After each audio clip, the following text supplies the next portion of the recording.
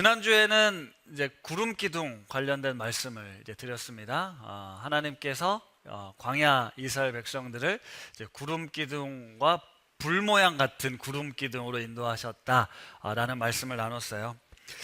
구름 기둥 보고 싶습니다. 보고만 있으면 우리가 얼마든지 주님을 따라갈 수 있을 것 같습니다. 하지만 그날도 말씀드렸지만 구름 기둥이 내가 원하는 때 뜨지 않기 때문에 하나님 마음대로 떴다가 내려왔다 하시기 때문에 사실 우리는 좀 마음에 들지 않는다. 하나님의 인도함을 받겠습니다라고 말하지만 실제로 하나님이 우리의 삶을 이렇게 인도하시려고 하면 그게 내 뜻과 어떤 내 마음에 들지 않으면 우리는 그걸 불편해합니다. 그런데 그 구름 기둥이 지금은 잘 보이지 않습니다.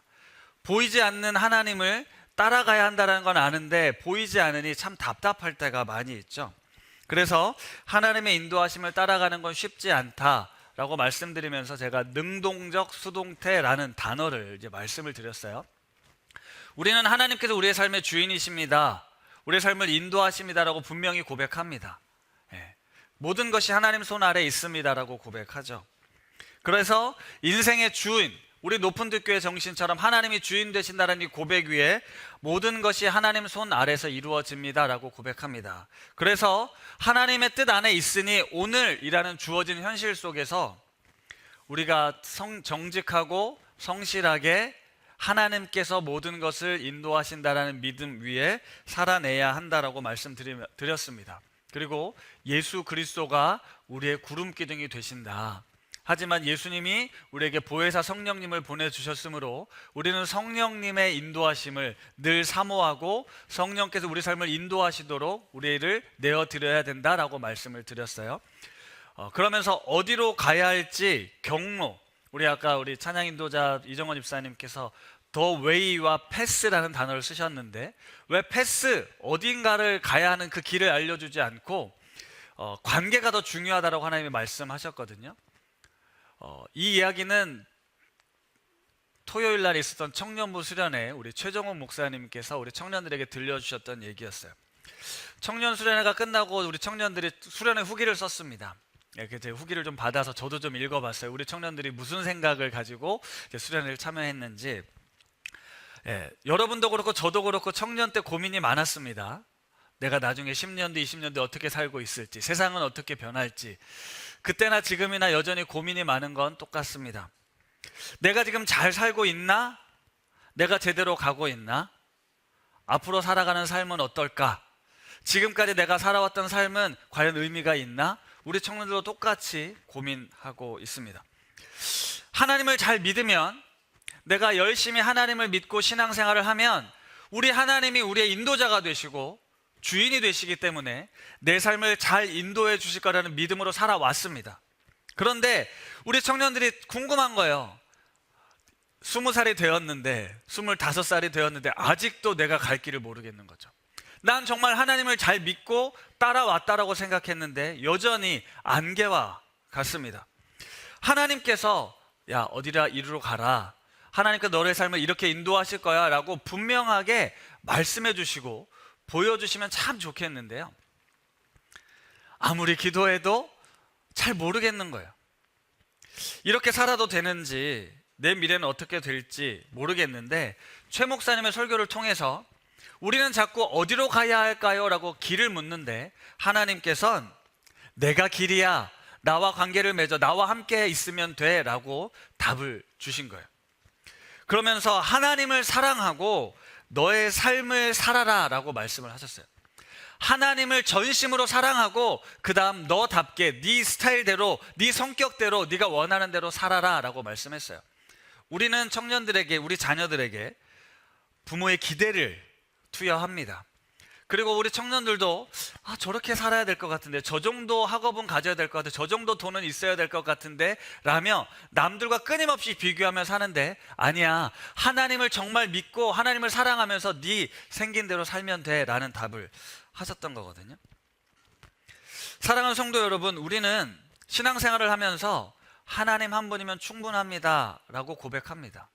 다른 어떤 것보다 하나님을 믿는 것, 하나님의 자녀로 사는 게 가장 큰 복이고 그거 하나면 충분합니다 라고 고백하는데요, 사실 실제로 우리 삶에서 이 말씀이 얼마나 추상적인지, 얼마나 지켜내기 어려운지 아마 여러분들이 잘 아실 겁니다. 하나님 한 분이면 충분하다라고 말하는데 실제 삶에서는 하나님보단 돈이 더 가깝고 하나님보단 권력이 더 의지하는 게 내 삶을, 우리 가족을 좀 평탄케 사는 길일 거다라고 생각될 때가 많다라는 거죠. 우리는 하나님 말씀대로 살고 싶은데 실제로 그렇게 살아내는 게 만만치 않더라는 거예요. 그러면서 좀 더 명확하게, 분명하게, 확실하게 보여주시면 좋겠다라는 늘 기대가 있습니다. 구름 기둥이 보여주면 좋겠다라는 말씀처럼요. 그런데 우리 삶이 그렇게 간단하지 않기에 늘 불안과 염려가 끊이지 않습니다. 답답하고 두렵기도 하고 절망할 때도 있다라는 거예요. 그러나 구름 기둥을 통해 하나님께서는 우리에게 무엇을 말씀하셨냐면, 하나님이 분명히 있다, 너와 함께하고 있다, 너를 인도한다, 너를 구원하실 거다라는 의미가 있다고 말씀을 드렸잖아요. 그런데 그 구름 기둥은 사라졌습니다. 사라졌어요. 하지만 우리에게 예수 그리스도를 보내주셨죠. 그분이 우리와 함께하고 있다, 그분이 여러분의 구원자가 되신다, 그분이 나의 삶을 인도하신다, 이 사실은 변하지 않는다라는 겁니다. 그래서 우리가 밖에 나가서 지금 구름이 어디로 가는지를 쳐다보고 있는 게 아니고요, 하나님께서 나를 택하시고 부르셨다라는 사실, 내가 하나님 안에 있다라는 이 믿음, 그 확신 가지고 그냥 자유롭게 사는 거예요. 여러분이 있는 곳에서 여러분이 하는 일들을 열심히 하며 사는 겁니다. 여러분에게 맡겨주신 사람들, 그 친구들, 그 가족들을 사랑하고 돌보며 사는 거예요. 이게 바로 능동적 수동태의 삶이었거든요.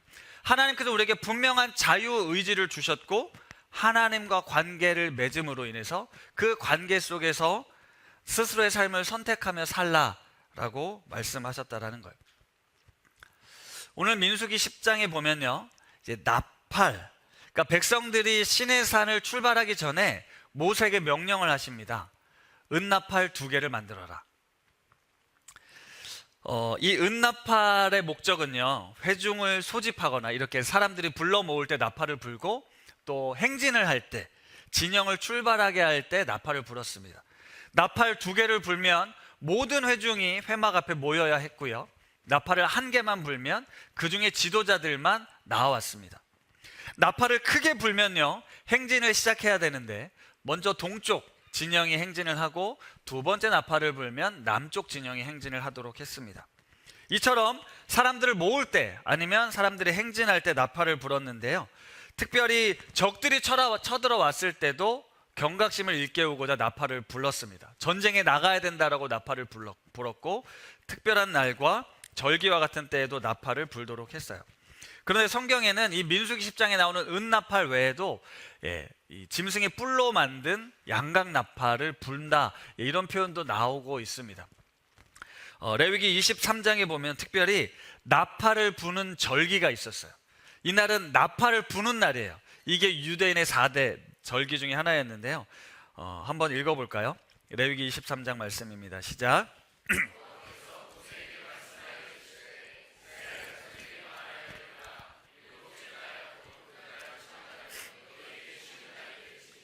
이는 나팔을 불어 기념할 날이요 성회라. 이스라엘 백성들이 지키는 히브리 달력은 7월 1일이 새해 첫날입니다. 새해 첫날 이스라엘 백성들이 나팔을 부는 거예요. 나팔을 불므로써 한 해가 시작되었습니다. 하나님께서 우리의 왕이십니다. 하나님께서 우리를 다스리십니다 라는 의미를 되새기기 위해서 나팔을 불게 했습니다. 그리고 나팔을 부는 의미는 10일 뒤에, 그러니까 7월 10일 날이 대속죄일이 있어요. 그래서 열흘간 우리가 한 해를 시작하면서 하나님의 거룩한 백성으로 자신의 삶을 살피고 돌아보기 위해서 나팔을 불었습니다. 회개와 영적 각성의 의미가 있었던 거예요. 그리고 이 나팔은 왕이 임관을 했을 때, 왕이 임명이 됐을 때, 취임식을 할 때도 나팔을 불어서 우리나라를 다스리시는 분은 하나님이십니다라는 고백을 하는 게 나팔을 부는 의미였고요. 요한계시록에 보면 나팔 소리가 나오는데요, 하나님께서 심판할 때가 됐을 때 하늘로부터 나팔 소리가 불고 심판이 시작된다, 이런 내용이 나옵니다. 그러니까 나팔은 그 소리를 통해서 우리를 깨어있게 하는 거예요. 그리고 이 나팔 소리를 통해서 우리가 어떤 행동을 하게끔 유도합니다. 우리로 하여금 나팔 소리는 그 소리로 정신 차리게 하고 그 나팔 소리에 맞춰서 무언가를 하게 해야 한다라는 거예요. 그래서 나팔 소리를 들으면 이스라엘 백성들이 어떻게 행동해야 할지를 알았다라는 거죠. 그리고 오늘 본문 2절 말씀에는 원문에는 번역되지 않은 단어가 하나 있는데요. 레카라는 단어입니다. 레카라는 단어는 너를 위해서라는 단어인데요. 사실 이 나팔을 만들라는 건 모세를 위해서, 이스라엘 백성을 위해서 만들라고 말씀하신 거예요. 그 이유는 명확합니다. 이스라엘의 수많은 백성들을 이끌어가기 위해 지도자에게 나팔 소리를 가지고 질서 있게 이스라엘을 움직이게 하려는 목적이 있었다라는 거예요. 하나님께서는 보여지는 구름 기둥으로 이스라엘을 인도해 주셨고, 들려지는 나팔 소리로 이스라엘 백성들이 행진하게 하셨고 멈추게 하셨다라는 겁니다. 광야를 걸어가는 수많은 이스라엘 백성들에게 나팔 소리는 효과적인 도구였다라는 거예요. 그런데 이 나팔 소리는 단순히 이스라엘 백성들을 위해서 부는 건 아니었습니다. 오늘 9절과 10절 말씀을 세 번역으로 같이 한번 읽어볼게요. 같이 읽겠습니다. 시작.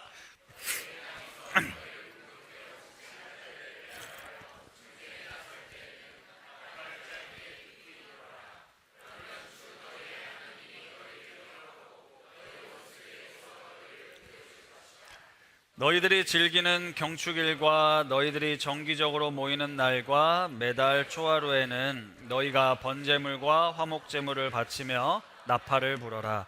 그러면 너희 주 하나님이 너희를 기억할 것이다. 내 주 너의 하나님이다. 아멘. 여기에 보면요, 두 번이나 나팔을 불면 주 너희의 하나님이 너희를 기억할 것이다 라고 이야기를 하고 있어요.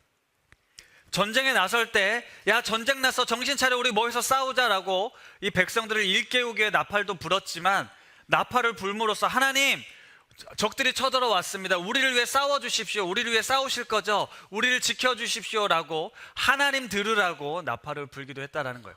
그리고 각종 절기, 초하루, 그리고 특별히 기쁨의 날이 있을 때 나팔을 불면서 하나님, 우리를 기억해 주십시오, 우리가 여기 있습니다, 우리가 하나님의 백성입니다, 우리가 하나님의 자녀입니다. 이 나팔 소리는 백성들을 위해서도 불지만 하나님 들으라고도 부는 거예요. 하나님 기억해 주십시오, 저 여기 있습니다, 우리 적들의 손에 죽게 되었습니다, 와서 도와주십시오, 우리가 하나님을 예배합니다, 우리에게 복 주십시오, 우리를 구원해 주십시오, 우리는 하나님의 자녀입니다, 하나님의 백성입니다, 우리가 여기 있습니다. 나팔을 불므로써 하나님께 우리를 기억해 달라고 부르는 게 나팔 소리였다라는 거예요. 예, 오늘 나팔을 부는 의미라는 제목으로 말씀을 전하고 있는데요. 여러분, 제가 한 10분 정도 이렇게 나팔을 부는 의미, 오늘 민수기 10장 설교를 해드렸는데 관심 있으세요? 여러분들에게 필요한 말씀이셨습니까? 이스라엘 백성들이 가나안으로 지금 출발하기 전에 하나님께서 모세를 통해 은나팔 2개를 만들라 하시고, 그걸 불면, 길게 불면 어떻게 행동하고 짧게 불면 이렇게 행동하라, 이게 여러분들에게 의미가 있으세요?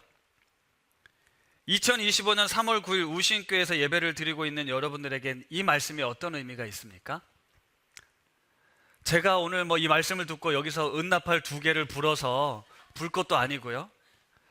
여러분들이 지금 광야에 있어서 지금 우리 다 같이 어디로 가야 하니까 제 목소리를 들으라고 나팔을 불지도 않습니다. 그렇다고 특별한 절기가 되면 나팔을 불고 있습니까? 그렇지 않습니다.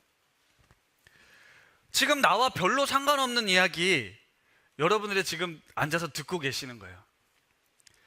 그런데 여러분들에게는 아무 상관없는 이야기를 오늘 이 성경 본문이 오늘 저에게 주어졌으므로 저는 이 말씀을 어떻게든 풀어서 여러분들에게 전하고 있습니다. 네, 솔직하게 우리 탁 까놓고 얘기해서 저걸 내가 왜 들어야지 라고 지금 생각하시는 분들이 있을 거예요. 재미도 없고, 우리가 나팔을 길게 불든 짧게 불든 크게 불든 짧게 불든 그게 무슨 상관이에요, 그렇죠? 우리가 지금 그걸 듣고 움직이는 게 아닌데요. 물론 관심 있게 듣고 계신 분들도 있겠지만 지금 내가 여기 왜 앉아 있지? 라고 하시는 분들이 있을 거라는 거예요. 이 말씀을 오늘 우리 삶의 이 컨텍스트 안에서 어떻게 적용해야 할까? 저에겐 사실 너무 큰 고민이었습니다. 나팔을 길게 불고 짧게 부는 그 지식을 전달하는 건 우리에게 별 의미가 없을 것 같은데 이 말씀을 어떻게 전해야 할까? 게다가 저를 더 어렵게 했던 건 8절 말씀이에요. 8절 말씀 한번 제가 읽어볼게요. 그 나팔은 아론의 자손인 제사장들이 불지니 이는 너희 대대의 영원한 율례니라. 누가 불라고요? 제가 불라고 돼 있어요. 여러분들이 불 필요가 없으니까 여러분들은 관심이 없겠지만 저는 불어야 돼요. 길게 불어야 되는지 짧게 불어야 되는지를, 이건 아론의 제사장 자손인 제사장들만 불게 되어 있거든요. 그러니까 아무나 불 수 있는 게 아니라는 거예요. 왜 이 말씀을 지금 하시는 걸까? 왜 이런 어떤 의미로 이 말씀을 주신 걸까? 이걸 어떻게 우리 성도님들과 적용할 수 있을까를 좀 고민을 했습니다. 그래서 지난주와 같은, 그러니까 구름기둥, 보이지 않는 구름기둥을 어떻게 따라가지와 같은 고민의 연장선상 속에서 조심스럽지만 이렇게 풀어가려고 합니다. 그 당시에 하나님께서 제사장들에게 나팔을 불라고 하신 건요, 하나님의 뜻을 전달하는 통로로 그들을 사용했기 때문이에요. 당시에는 아무나 하나님과 소통할 수 없었습니다. 하나님께서 모세만 특별히 불러서 말씀하시고, 모세는 제사장들에게 나팔을 불라고 이야기를 하면 사람들이 모여오겠죠? 그러면 그때 하나님의 뜻을 전달했습니다. 이제 모세를 통해 그 일을 하셨어요. 제사장들을 통해 하나님의 뜻을 분별하도록 했다라니까요. 그래서 하나님께서 모세를 통해 또 이 나팔을 불므로써 백성들에게 그 뜻을 전달했습니다. 특별한 사람을 통해 하나님의 뜻을 계시한 거예요. 그들에겐 그럴 권한이 있었고 또 그에 대한 책임이 있었습니다. 어떻게 불어야 하는지 그들은 잘 알아야 했어요. 그래야 백성들을 잘 인도할 수 있었으니까요. 하나님께서는 다른 평범한 사람들이 아니라 지도자를 통해, 제사장을 통해 하나님의 일을 대리하도록 하셨습니다. 그런데 오늘날은 그렇지 않아요. 오늘날은 예수 그리스도를 믿는 모든 성도들은 다 하나님 앞에 나아갈 수 있습니다. 하나님께 물을 수 있고요, 하나님께 들을 수 있어요. 하나님의 말씀, 그 말씀을 우리는 직접 소통할 수 있게 되었어요. 신약을 사는 우리들은 예수 그리스도가 십자가에 달려 죽으심으로 하나님과 인간 사이에 깨어진 관계가 회복되었습니다. 휘장이 찢어졌어요. 누구나 하나님께 나아갈 수 있게 됐습니다. 그리고 그 말씀이, 당시에는 하나님이 누군가를 통해 말씀하시고 그 말씀을 전달해야 했지만 지금은 여러분 얼마든지 성경 말씀 읽을 수 있어요. 하나님의 뜻과 하나님의 마음을 우리는 말씀을 통해 들을 수 있다는 거예요. 따라서 얼마든지 읽을 수도 있고요, 해석할 수도 있습니다. 나팔을 길게 불고 짧게 부는 요거 제가 굳이 설명하지 않아도 궁금하시면 집에 가서 인터넷 치시면 저보다 더 자세하게 설명해 줄 겁니다. 여러분이 성경에 대해서 하나님의 뜻에서 궁금하면 얼마든지 찾아볼 수 있다고요. 종교개혁이 지났습니다. 종교개혁의 큰 의미는 중세 카톨릭의 이 성직자 중심주의를 타파하는 게 매우 컸어요.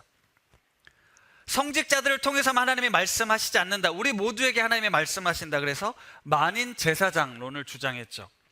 성직자들에 의해 독점되었던 성경, 그때는 성경을 아무나 읽을 수 없었습니다. 성직자만 읽을 수 있었어요. 성경이 너무너무 비쌌기 때문에 일반 사람들은 구입할 수도 없었어요. 하지만 종교개혁과 함께 인쇄술이 번역이 돼서 수많은 사람들이 자기 말로, 자기 글로 성경을 읽게 됐잖아요. 모든 신자는 그래서 하나님의 부름받은 존재로 자신의 사명을 수행하는 삶을 살아야 한다.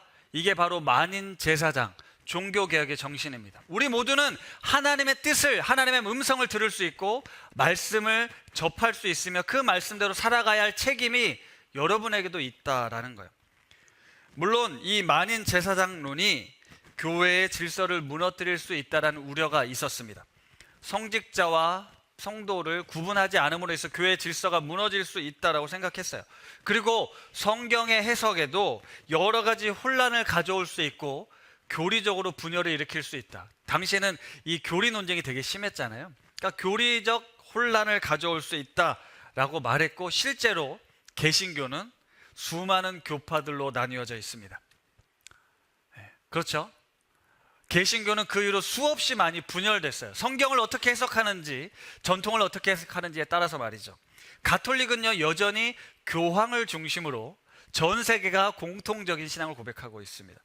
성직자와 평신도를 엄격하게 구분하고 있는 게 가톨릭이에요. 하지만 개신교는 그렇지 않습니다.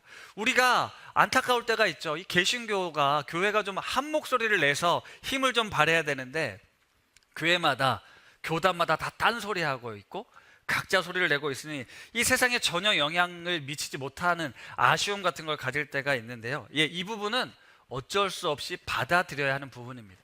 종교 개혁의 정신을 따라서 하나님의 말씀을 우리에게 주어졌을 때 이런 분열과 이런 혼돈은 우리가 받아들여야 한다는 거죠. 그러면서 끊임없이 우리는 하나님의 뜻이 무엇인가를 찾아가야 되는 과정 중에 있고, 그 과정으로 인한 혼란과 지금과 같은 어떤 이 분열된 모습은 어쩔 수 없다라는 겁니다. 하지만 예수 그리스도 하나님 안에서 하나됨, 통일성을 이루어가야 되는 건 우리에게 준 큰 숙제라는 거죠.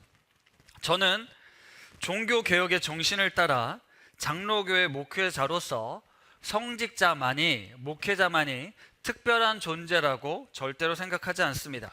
저만 하나님과 특별한 관계를 맺어서 오늘 여러분들에게 이렇게 설교할 수 있다라고 생각하지 않습니다. 성직자를 통해서만 하나님이 말씀한다고 생각하지 않습니다. 물론 제가 이렇게 이야기함으로써 제 책임을 가볍게 하거나 저의 짐을 소홀히 하겠다라는 뜻이 아니에요.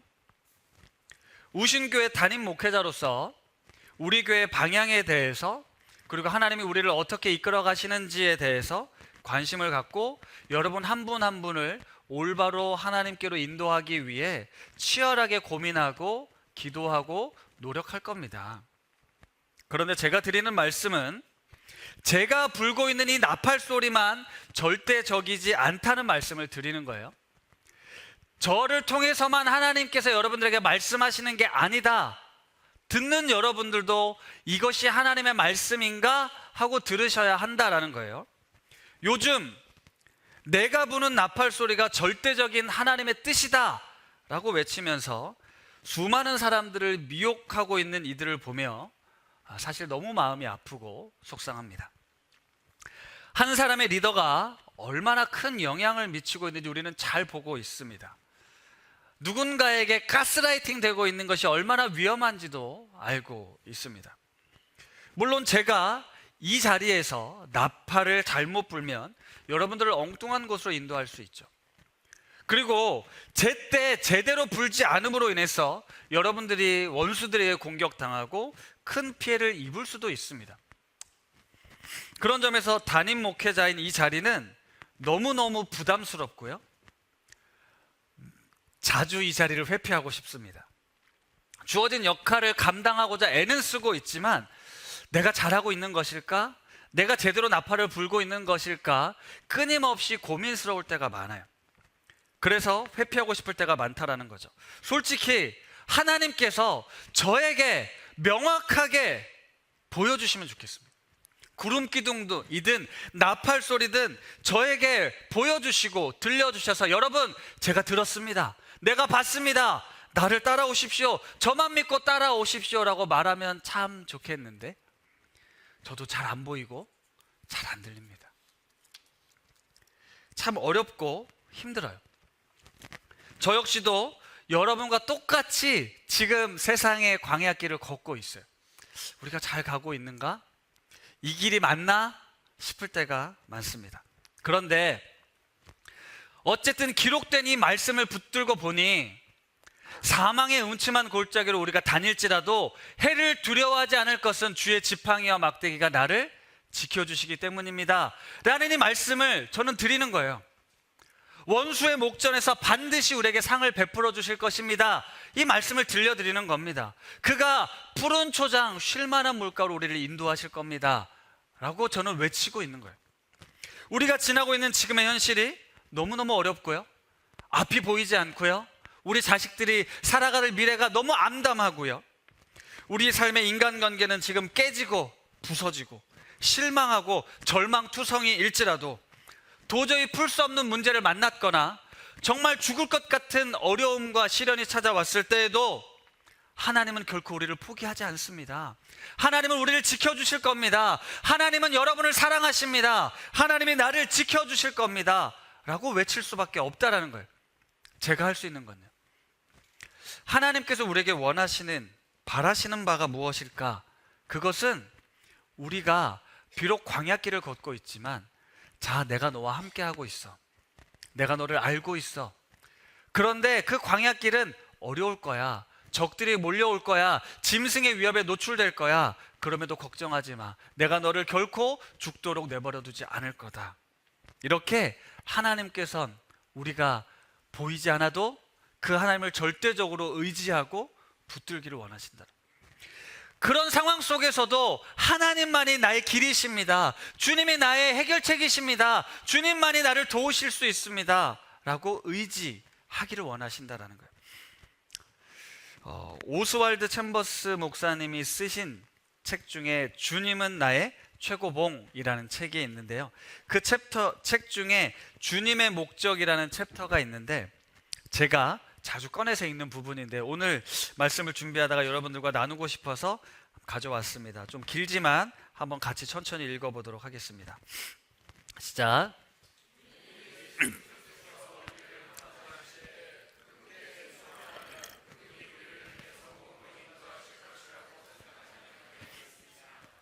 그러나 우리는 결코 성공의 꿈을 우리를 향하신 하나님의 목적이라고 내세우면 안 됩니다. 주님의 목적은 오히려 반대일 수 있습니다.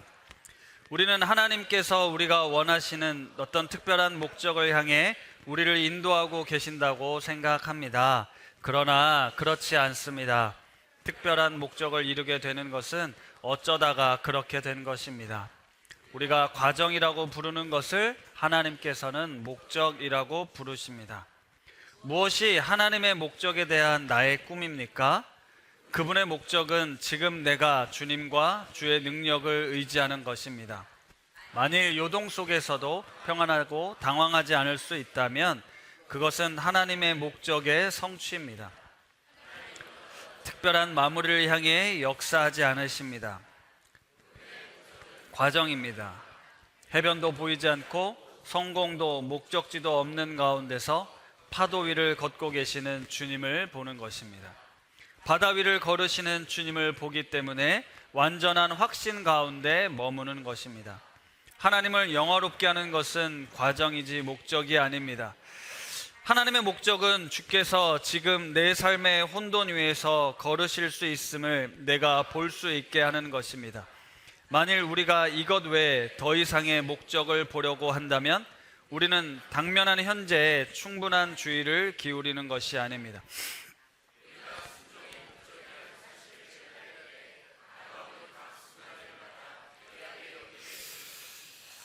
네, 이런 내용이었는데요.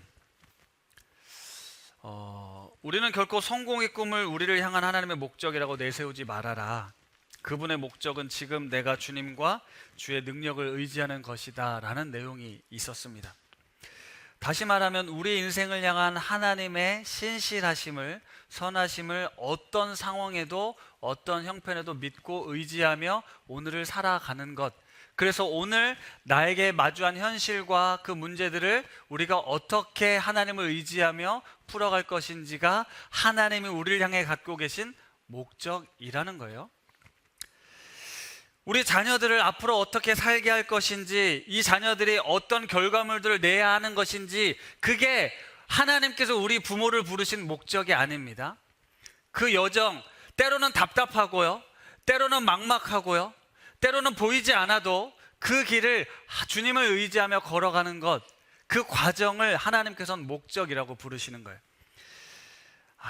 안 하려고 했는데 오늘 일부 예배 끝나고 갑자기 제 안에 생각이 들었는데, 우리 저희 셋째가 야구를 시작했습니다. 이거 엄청 고민하고 이게 쉽지 않은 길인 거 알지만 원한이 시켜주자라고 했는데, 지금도 끊임없이 때려치우고 싶은, 잘못 선택한 것 같은 느낌이 들어요. 오늘 아침에도 깨우다가 결국 실갱이 하지 않고 고의 자도록 내버려 두고 왔는데요. 이렇게 살게 하는 것이 맞을까? 이놈을 이렇게 한다고 과연 얘가 꿈을 이룰 수 있을 것인가? 이 순간 이 과정을 어떻게 보내야 할지 모르겠습니다.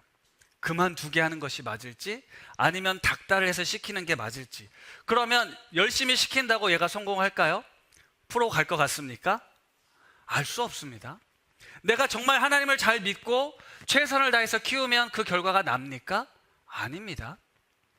우리는 어떤 결과물들을 가지고 내가 하나님을 잘 믿고 의지하면 반드시 그 결과가 성취될 거라고 믿는다라는 거죠. 아니, 하나님은 그렇게 부르신 게 아닙니다. 알 수 없는 미래, 오늘을 네가 마주하고는 현실 그 순간에 어떻게 관계를 맺을래? 어떻게 풀어갈래? 어떻게 견뎌낼래? 그리고 어떻게 꿈꿀래?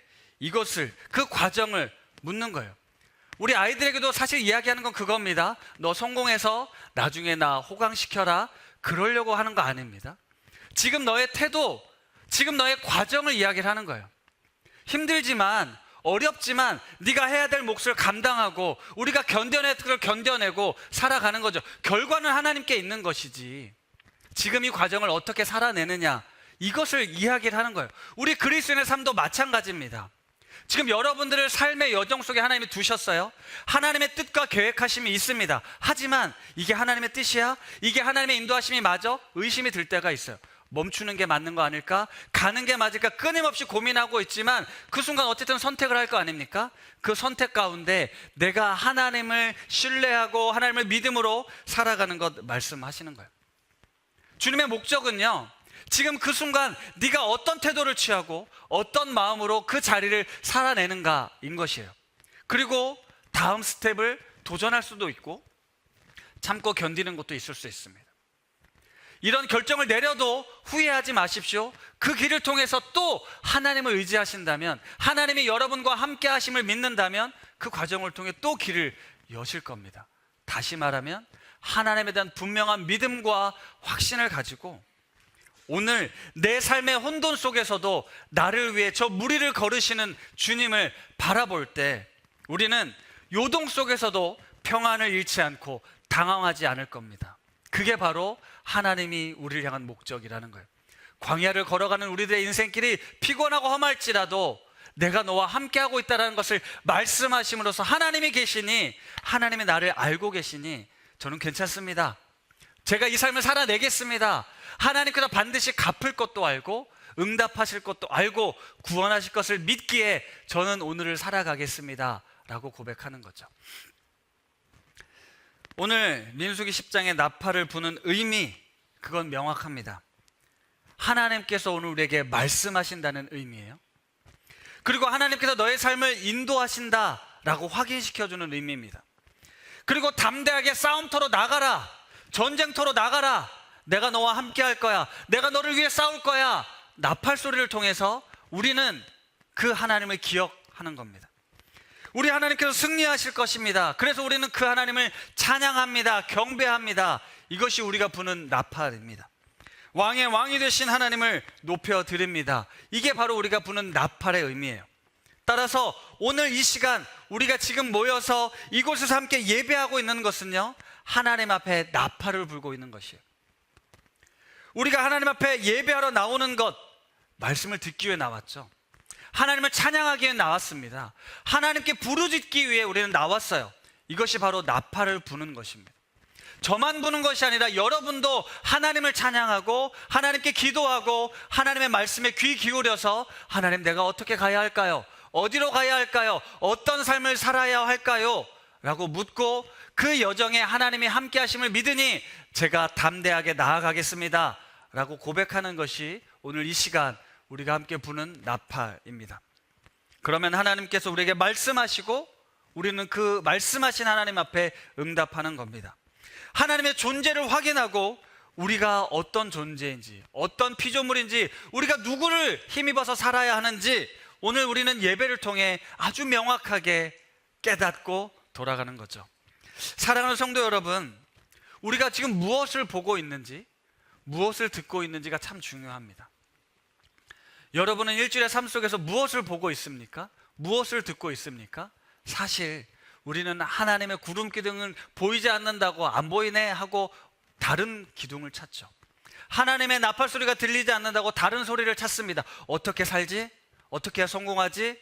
어떻게 형통하지? 어떻게 우리 자식이 잘 되지? 그걸 보고 그걸 들음으로써 우리는 점점 더 하나님의 음성, 하나님을 볼 수가 없어지는 거예요. 우리는 계속해서 자극적이고 순간의 쾌락을, 순간의 만족을 요구하는 것을 찾고 있고 그것에 귀를 기울이고 있습니다. 그러나 성경은 말씀합니다. 우리의 삶의 주권자가 누구신지, 너희 삶의 인도자가 누구신지 나는 분명 너희에게 보여주었고 너희에게 말씀했다. 따라서 우리는 그분의 말씀에 귀를 기울이고 우리 삶 가운데 함께 하시는 그 주님을 바라보아야 합니다. 말씀을 마무리하겠습니다. 가나안이라는 목적지를 향해 광야 같은 인생길을 우리는 걷고 있는데요. 가나안에 도달하지 않아도 좋습니다. 광야길을 걸어도 좋습니다. 광야길을 우리가 함께 주님과 함께 걷고 있다면, 지금 광야와 같은 인생길에 우리 주님이 함께 하신다면 그곳은 하나님 나라, 우리가 가고자 했던 그 나라가 바로 여기입니다. 우신 공동체를 통해, 이 예배를 통해 매주 나팔을 불 겁니다. 크게 나팔을 불 겁니다. 이 공동체를 통해서, 이 예배를 통해서 저는 크게 나팔을 불 거예요. 여러분도 함께 나팔을 부십시오. 그리고 다시 나팔 소리를 듣고 세상을 향해 나아가 또다시 고분분투하시겠죠. 이리저리 헤맬 겁니다. 그러나 나팔 소리가 우리와 함께하고 있기에 십자가를 통해 구원의 역사를 이루어 가시는 주님, 그분이 내 삶을 다스리신다라는 이 사실, 그 사실을 믿음으로 확신 가운데 거하십시오. 그리고 하나님 손 아래서 서로 사랑하며 내게 주어진, 나를 부르신 그곳에서 하나님을 열심히 예배하는 마음으로 그 책임을 성실하게 수행하며, 그리고 매 삶 가운데 내게 말씀하신 하나님의 뜻을 매 순간 선택의 기로에 놓여 있는 우리들이 하나님의 뜻을 분별하고자 또다시 무릎 꿇고 하나님의 말씀에 순종하도록, 그 길이 생명의 길이며 복된 길이라는 사실, 그 사실을 기억하십시오.